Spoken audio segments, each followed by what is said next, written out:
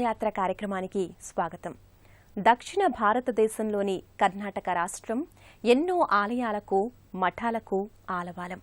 ఇక్కడి శక్తిపీఠాలు, శిల్పారామాలు జగత్ప్రసిద్ధి. కర్ణాటకలోని అమ్మవారి ఆలయాల్లో శృంగేరి శారదాంబ, కొల్లూరు మూకాంబిక, బెంగుళూరు వన్శంకరి, మహాలక్ష్మి, మహంకాళి, చాముండి, చౌడేశ్వరి, రేణుకాంబ ప్రసిద్ధ అమ్మవారుల ఆలయాలు పేరుగాంచాయి. వాటిలో కొల్లూరులో కొలువై ఉన్న శ్రీ మూకాంబికాదేవిని ఈనాటి తీర్థయాత్రలో దర్శించుకుందాం.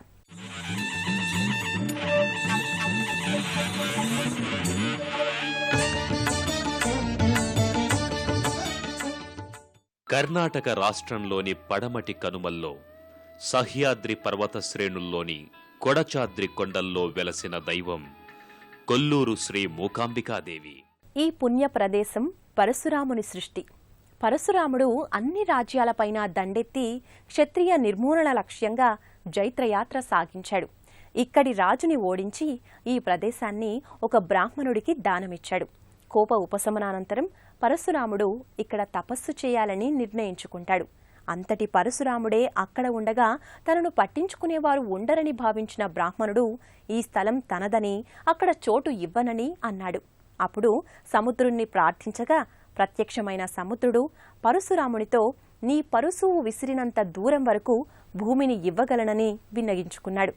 ఈ విధంగా పరశురాముడు సృష్టించిన పుణ్య ప్రదేశం కనుక దీన్ని పరశురామ సృష్టిగా పేర్కొంటారు. ఈ సహ్యాద్రి పర్వత శ్రేణుల్లోని కొంత భాగాన్ని పరశురామ సృష్టి అంటారు. అందులో 7 పుణ్యస్థలాలున్నాయి. ఆ 7 ప్రదేశాల్లోనూ 7 ఆలయాలున్నాయి. ఈ ఆలయాలను స్వయంగా పరశురాముడే నిర్మించాడని ప్రతీతి. వాటిలో మొదటి పరశురామ సృష్టిగా ఈ కొల్లూరు మూకాంబికాదేవి ఆలయాన్ని పేర్కొంటారు. పరశురామ సృష్టిగా పిలువబడే మిగిలిన క్షేత్రాలలో ఈశ్వరుడు, సుబ్రహ్మణ్యేశ్వరుడు, వినాయకుడు నెలకొని ఉంటారు. ఈ కొల్లూరులో మాత్రమే పార్వతీమాత వెలసింది. ఆ పార్వతీమాత అపరావతారమే మూకాంబిక. కొల్లూరు క్షేత్ర దర్శనం సర్వపాపనాశనం, కోటి జన్మల పుణ్యకారకం. అమ్మవారి ప్రసన్న వదనం సదా చిద్విలాసిని అయి దర్శనమిస్తుంది. ఈ క్షేత్రం కొడచాద్రి కొండల్లో సౌపర్ణిక నదీ తీరంలో వెలసింది. సుపర్ణ అనే గరుడ పక్షి తపఫలంగా ఈ సౌపర్ణికా నది ఆవిర్భవించింది. అది ప్రవహించే దారిలో 64 ఓషధుల్ని తనలో కలుపుకుంటూ ముందుకు సాగుతుంది. అందుకే ఈ నదిలోని నీటి రుచి మధురంగా ఉంటుంది. ఈ ఆలయానికి 12 శతాబ్దాల చరిత్ర ఉంది. రాణి చెన్నమ్మాజీ, హళెగల్లు వీరసంగయ్య ఆలయ జీర్ణోద్ధరణకు సంకల్పించి రాతి కట్టడాలను నిర్మించడం జరిగింది. ఈ స్థల ప్రాశస్త్యం గురించి తెలుసుకోవాలంటే దక్ష ప్రజాపతి చేసిన యజ్ఞాన్ని, ఆ పుణ్య చరిత్రను తెలుసుకోవాలి.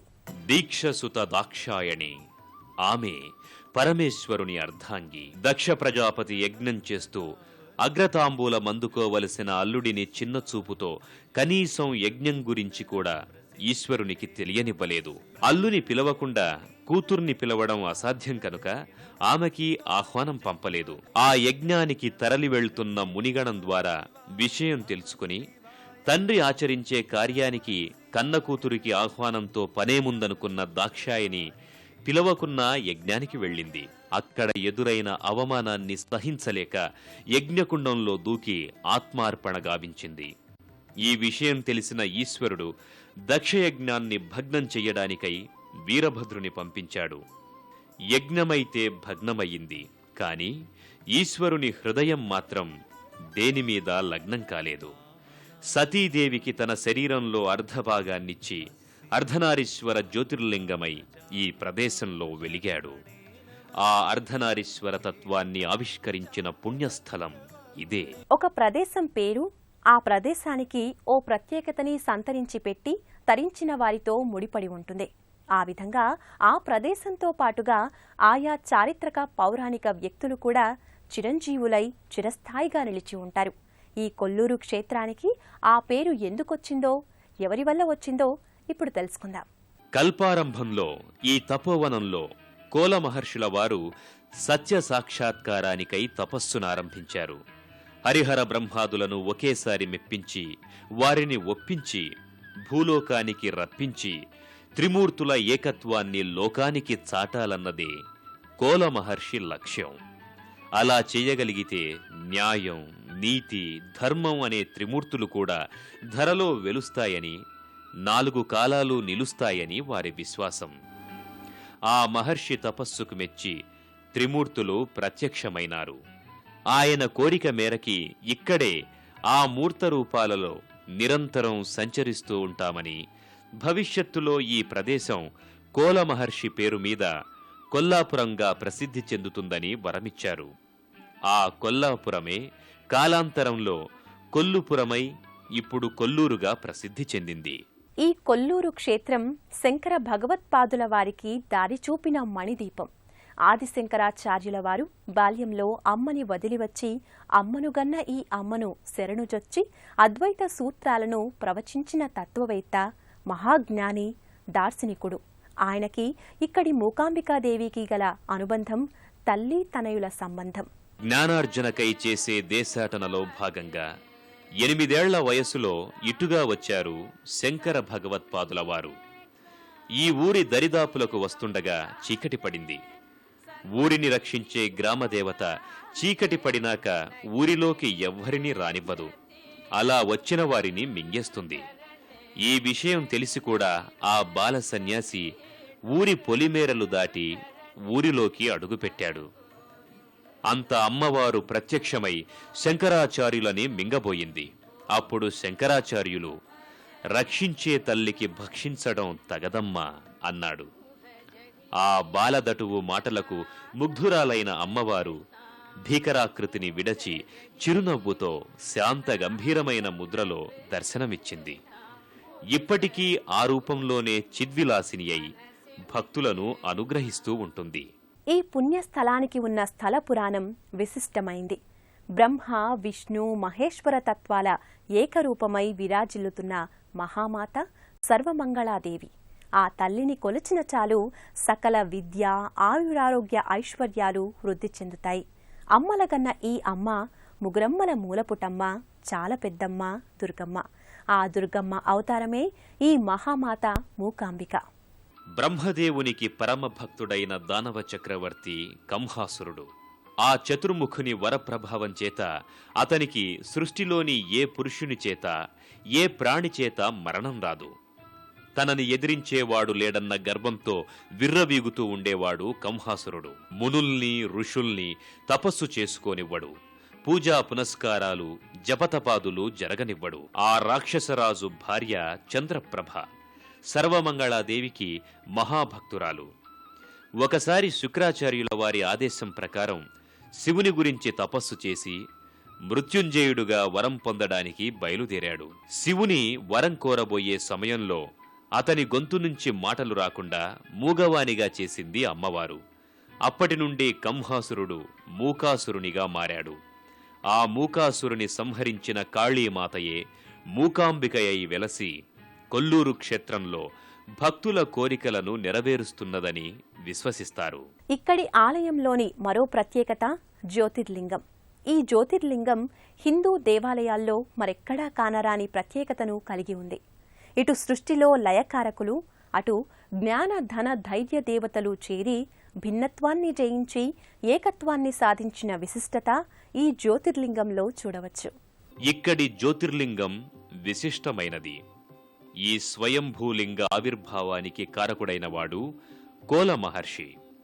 శాంతి స్థాపనకై సమకట్టిన ఈ మహర్షి కుడికాలి బొటనవేలిపై నిలిచి సంవత్సరాల తరబడి తదేక దీక్షతో తపస్సునాచరించగా త్రిమూర్తులు ప్రత్యక్షం కాగా వారిని అక్కడే నెలకొని సకల లోకాలను సమస్త సన్మంగళమై వర్ధిల్ల చేయవలసిందిగా వేడుకున్నాడు.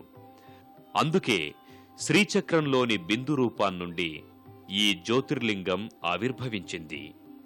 కంహాసుర సంహారానంతరం దేవి శ్రీ మూకాంబిక అమ్మవారు కూడా ఇదే జ్యోతిర్లింగంలో లీనమైనారు.